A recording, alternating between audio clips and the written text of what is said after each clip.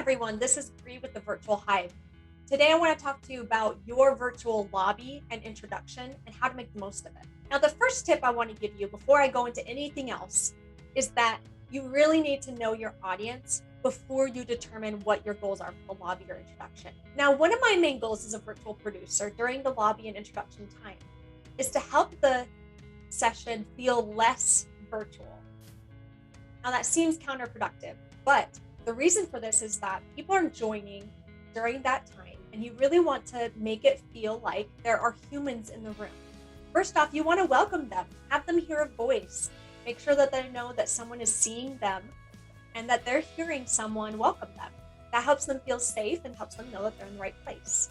If you really want a richer experience, you can do that by adding music in the background as you're welcoming. You can have an introduction video playing in the background as you're welcoming, or you could just have a slide up that welcomes them. These are great little things that really help people feel welcome there. The next thing is that you want to take time to get to know the audience.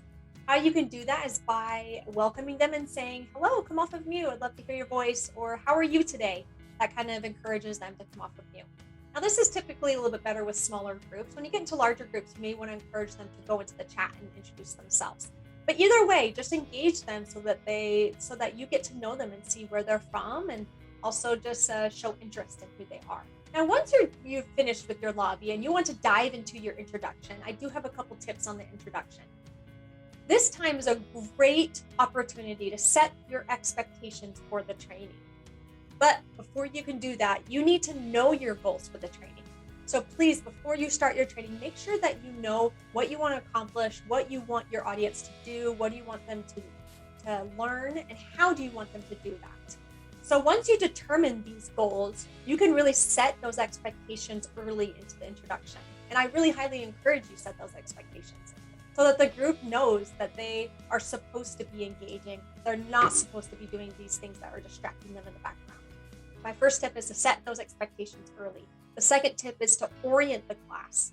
What my basic rule is when I give an introduction to a group is that I want to talk to the lowest knowledge base.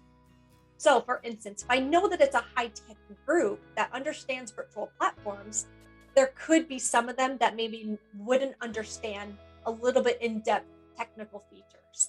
So I want to kind of jump into how to do these things, making sure that everyone is brought to the same level together. So we're moving forward without any confusion or misunderstandings.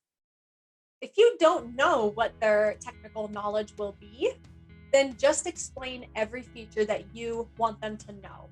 For instance, mute and unmute, start webcam, open chat panel, raise their hand. If these are features you want them to know and expect them to use throughout the session, teach them in the introduction. As a virtual producer, that's what I'm here to do, is to help orient people and help them feel comfortable in the virtual platform and really help improve the virtual experience. If you have any questions, reach out to me. My website is www.virthive.com. See you soon.